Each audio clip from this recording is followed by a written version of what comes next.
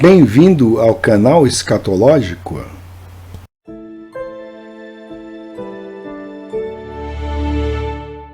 Bom, pessoal, nós temos que agradecer essa mudança que ocorreu de mentalidade, essa mudança de mentalidade que ocorreu aos ingleses, tá? A Sociedade Real, que foi fundada em 1660. E sem eles, ainda estaríamos vivendo na ignorância dos tempos medievais. Essa Sociedade Real foi fundada por nobres indivíduos de caráter impecável, tá? É claro que é isso que eles nos dizem. A propaganda já começa desde aquela época, tá? E você pode ver aí que uma das mudanças que ocorreu é que a Terra hoje é vista como aquele minúsculo ponto vermelhinho que você pode ver aí na tela. Tá ali a seta apontando para a Terra. Então é um grão de areia na vastidão do dito espaço sideral. Mas o reino de Cristo não é um minúsculo grão de areia na vastidão do espaço. Porque o maligno, o demônio, Satanás, o pai da mentira, tá? Ele perverte e distorce tudo. E a zombaria e a blasfêmia, como já dissemos aqui, são suas marcas registradas, porque ele foi um mentiroso e homicida desde o princípio. Então nós sabemos que existem muitos filmes de ficção científica em que o herói viaja na velocidade da luz. Ele vai pela galáxia em busca de novos planetas habitáveis. Então foi essa Sociedade Real que lançou os fundamentos da ciência moderna e os fundamentos desse roteiro que acabei de falar para vocês, tá? Então eles identificaram as leis da física por meio das quais tudo opera e, utilizando essas novas compreensões, fizeram uma série de impressionantes descobertas que revelaram exatamente o quão grande o universo realmente é.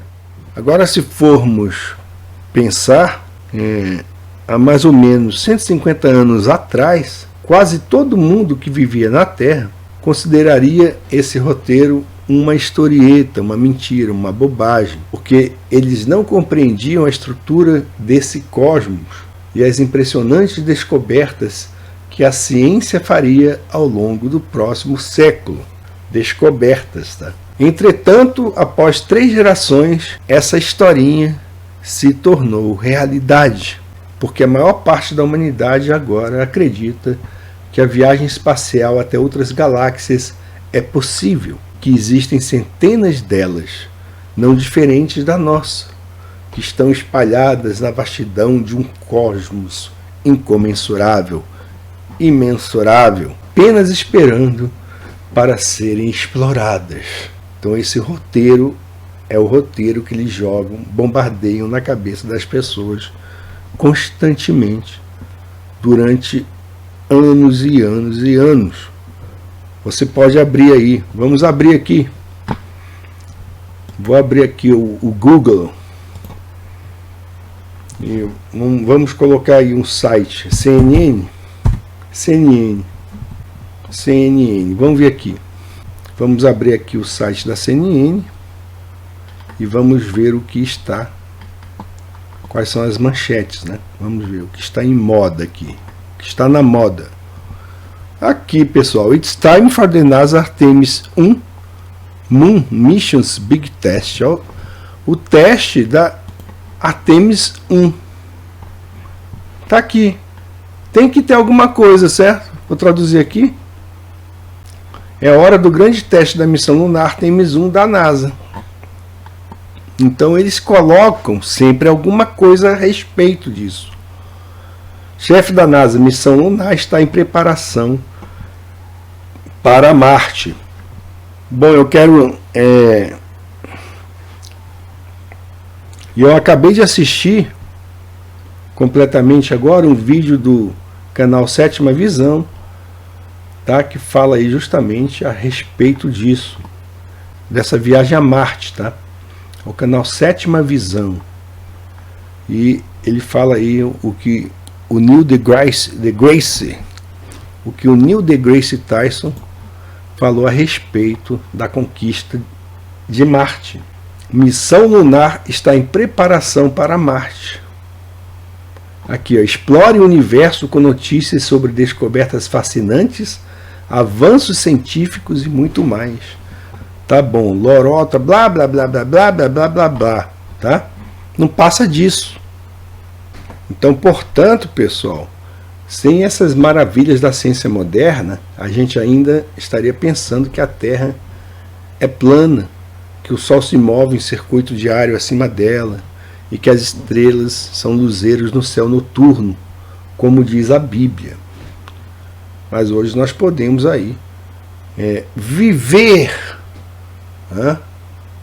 justamente com a esperança da conquista, com a esperança da colonização de outras galáxias, de outros mundos. E os homens que fundaram a sociedade real, eles na verdade, eles criam nas escrituras, tá? Segundo eles lançam para o populacho, tá? Eles lançaram isso para o populacho.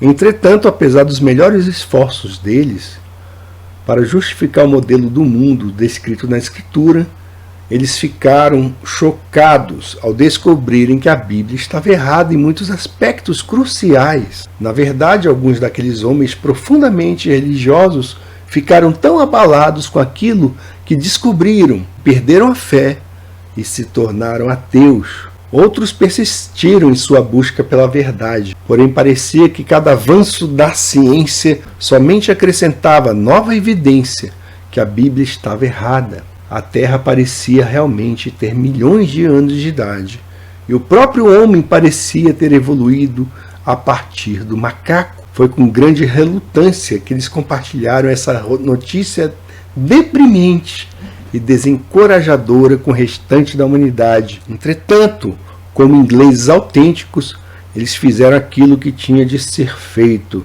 independentemente do custo para si mesmos, porque eles estavam apenas comprometidos com a verdade. Os fatos eram fatos, e não havia sentido em tentar se esconder deles. Então é essa narrativa que é jogada para nós, tá? Existem aí religiões, tem uma, por exemplo, que é a adventista, que endeusa o tal de Sir Isaac Newton e tenta afirmar que esse sujeito era um verdadeiro crente, não é? Ele não passava de um bruxo, um sujeito que negava a divindade do Senhor Jesus e, na verdade, era um satanista disfarçado, não é? Muitos deles, né, são. Por incrível que pareça, né, se nós formos pesquisar aqui, vou pesquisar, vou colocar aqui, Sociedade Jesuíta, cientistas, lista de cientistas jesuítas, está aqui, tá? Está aqui. Lista de cientistas jesuítas. É enorme, pessoal. Esta é uma lista de cientistas jesuítas que contribuíram de alguma forma para a história da ciência. Vocês percebem que tudo isso é uma farsa? Que tudo isso é um teatro? Que isso foi forçado, principalmente pelo Vaticano, né? Que tem poder, né? O Vaticano tem muito poder. E aí eles forçaram isso, tá? Criaram essa sociedade jesuíta, primeiramente para perseguir protestantes, né? Para queimar Bíblias, jogar o povo na fogueira, matar muita gente e também mudar o cenário cultural do mundo ocidental. E está aqui, ó, essa companhia de Jesus aqui é triste, né? Mas eles que dominam, tá, pessoal? São esses caras aqui, jesuítas, são eles que determinam qual o currículo que o seu filho vai estudar na escola. Tá? Eles determinam isso. Ah, dê pulinho de 10 metros. Ah, tá falando besteira. Tá bom, rapaz. Então estou falando besteira. Mas vamos aqui. Tá aqui. Esta é uma lista de cientistas jesuítas. Tá aqui, ó. Século 17, 18, 19, 20, 21. Tá aqui, ó. Olha aqui. A maioria é astrônomo, tá? Aí. Você pesquisa aí depois. Tá? Pesquisa aí. Quem são esses caras? Então aí está a sede atual da Sociedade Real em Londres, tá? E essa Sociedade Real já afirmou que a Terra é uma espaçonave, um simples grão de poeira nas vastas profundezas do universo. Portanto, um astronauta que retorna à Terra a partir de outra galáxia poderia facilmente se perder. Isso se eles cometessem um minúsculo erro de cálculo. Se isso acontecesse, ele poderia se afastar bilhões de quilômetros de sua rota. Naturalmente, isso nunca poderia acontecer na nossa era científica esclarecida, mas se acontecesse, o astronauta teria muitos outros planetas similares à Terra para escolher pousar a sua espaçonave. A sua nave intergaláctica e mais rápida do que a luz o levaria a um mundo repleto de animais exóticos, e se ele usasse as coordenadas interdimensionais corretas, até encontraria outros seres inteligentes, exatamente como ele próprio. Agora, acontece o seguinte, as pessoas não pensam, tá? As pessoas têm preguiça de pensar. E eles contam justamente com isso. Enquanto vão lançando um monte de afirmação, dogmaticamente, e afirmam que isso é verdade, que eles estudaram, eles são inteligentes. Eles contam também com a omissão da maioria das pessoas, que preferem ver um jogo de futebol, sair com os amigos, ir a festas, enquanto são aí doutrinadas e enganadas com esse monte de lorota. Eles vão enchendo as suas contas bancárias com muito dinheiro.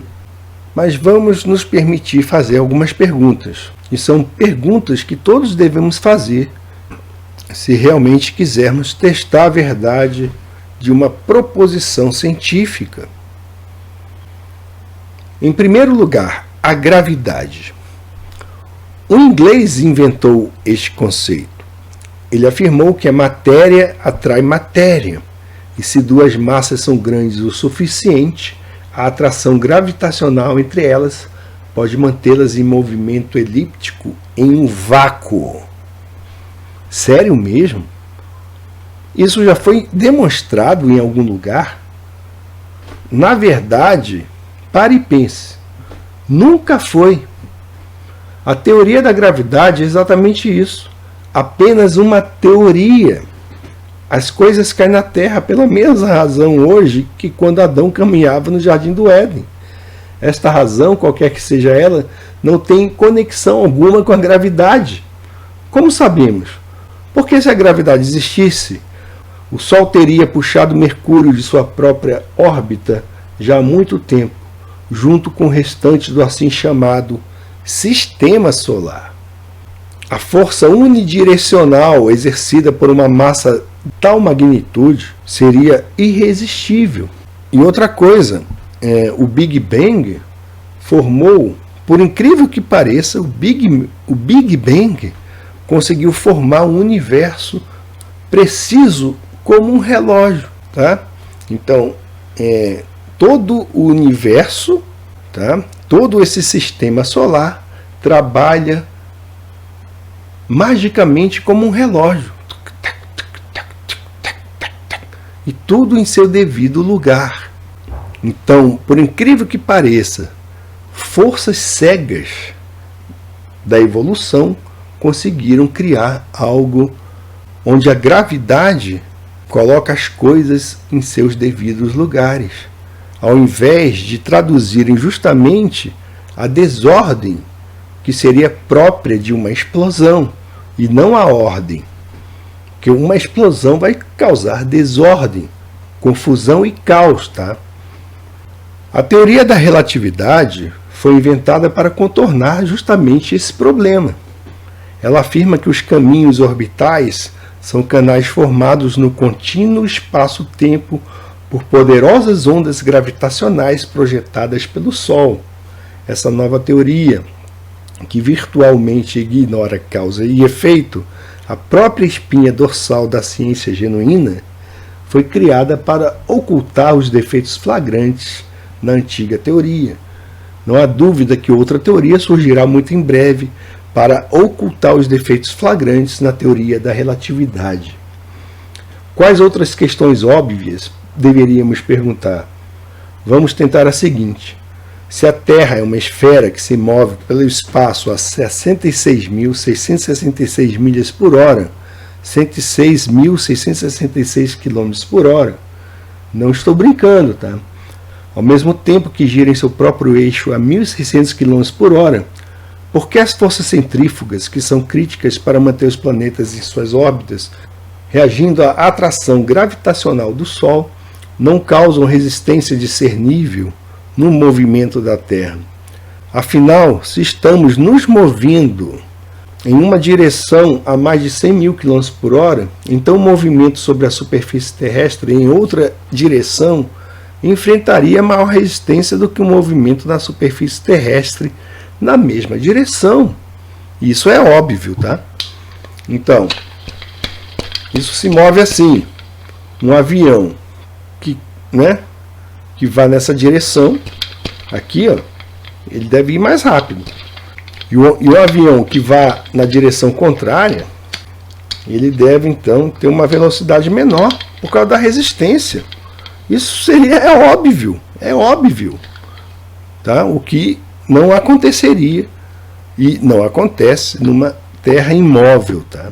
Entretanto, tá, pessoal, como nós não experimentamos essas forças ou efeitos distorcidos, ou efeitos de distorção, até mesmo no nível microscópico, a Terra precisa ser estacionária, exatamente como a Bíblia diz. E se a Terra é estacionária, ela não pode ser uma esfera, pois em caso contrário, o Sol brilharia permanentemente em somente metade de sua superfície. Então vimos que praticamente todos que estão vivos hoje foram doutrinados com esse modelo cósmico. Mesmo que as opiniões variem grandemente sobre quanto tempo será necessário para desenvolver a tecnologia para a exploração das profundezas do espaço e visitar outros sistemas estelares, a cosmologia em si está firmemente arraigada na mente da maioria das pessoas. Para elas, a Terra é apenas um minúsculo grão de areia em uma expansão extraordinariamente vasta de um vazio caótico e sem sentido, exatamente como os luciferianos a imaginaram. Qualquer um que acredite seriamente nesta falsa cosmologia terá imensa dificuldade em acreditar no relato apresentado nos 11 primeiros capítulos do Gênesis. De fato, o impacto dessa vil mentira cosmológica tem sido tão grande e seus efeitos tão cáusticos que a vasta maioria das pessoas hoje não acredita na Bíblia, inclusive cristãos, tá? Cristãos. E a Bíblia ensina que a viagem espacial é impossível. Então, como já temos mostrado aí em diversos vídeos, tá? Se você pegar a sua Bíblia e ler a Bíblia de forma adequada, ela revela que o espaço sideral não existe. A palavra de Deus nos diz de forma bem clara que a Terra não se move, mas que o Sol percorre um circuito. Ela nunca se refere às estrelas como qualquer outra coisa diferente de luzeiros no céu. A possibilidade que o homem possa algum dia deixar a Terra e viajar para algum outro lugar em parte alguma é sugerido ou implicado. Na verdade, a palavra de Deus enfatiza continuamente o contrário. A total futilidade de tudo que o homem faça por seu próprio poder. O homem é incapaz de salvar a si mesmo. Ele não tem lugar algum para onde ir, exceto o túmulo. Em Jeremias, capítulo 31, o profeta nega explicitamente que a viagem espacial seja algum dia possível. Assim diz o Senhor, que dá o sol para a luz do dia, e as ordenanças da lua e das estrelas para a luz da noite, que agita o mar bramando as suas ondas, O Senhor dos Exércitos é o seu nome. Se falharem essas ordenanças de diante de mim, diz o Senhor, deixará também a descendência de Israel de ser uma nação diante de mim para sempre.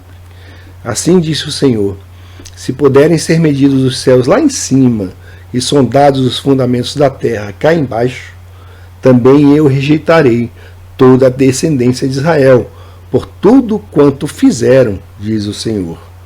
É impossível distorcer ou tentar interpretar esta passagem, fazendo-a significar qualquer outra coisa do que aquilo que diz de forma bem clara. O homem nunca conseguirá medir os céus, nem os fundamentos da terra. Nunca! E se este é o caso, então ele não tem um meio de sair da terra para tentar fazer uma dessas duas medições. A viagem espacial é uma impossibilidade. Isso significa que aqueles que afirmam que o homem já fez ambas as coisas estão grandemente enganados. A NASA nunca pousou na Lua em 1969 ou depois disso, mas executou, ao contrário, uma complexa tapeação.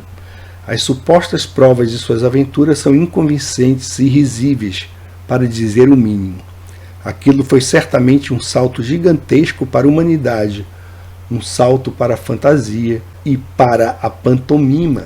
E eles querem que nós acreditemos, tá? Que em 8 dias, 3 homens viajaram mais de 800 mil quilômetros em uma cápsula de alumínio, passando por extremos inconcebíveis de temperatura, vestindo apenas pijamas de material plástico ou de nylon.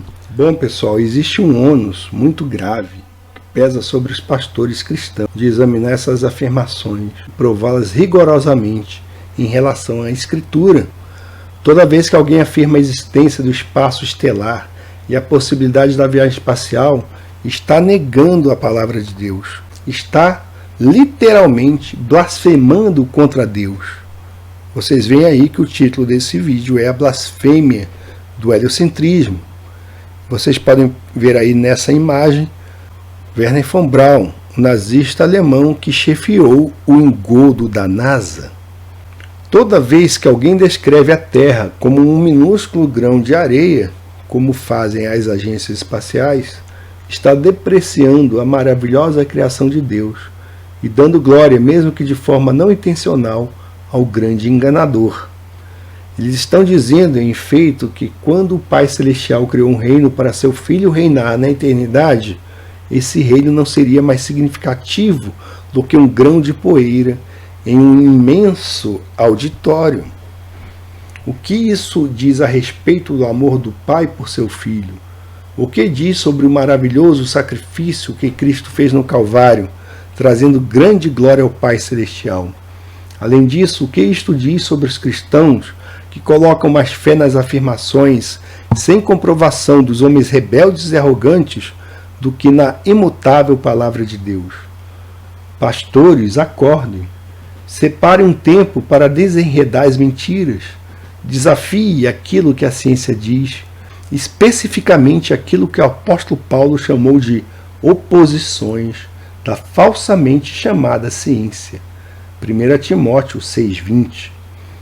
Leia mais uma vez o Salmo 19, especialmente os versos 4 a 6.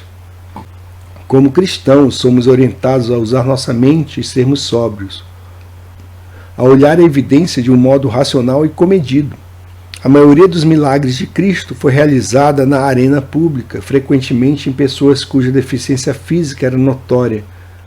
Não é irracional possuir dúvidas, mas é irracional continuar a rejeitar as evidências que não combinam com nossas expectativas. Citamos aqui o Salmo 19, e é justamente o Salmo que se encontra na lápide do túmulo de Wernher von Braun. Estava ele querendo dizer alguma coisa para nós? Pense nisso. Fica a dica.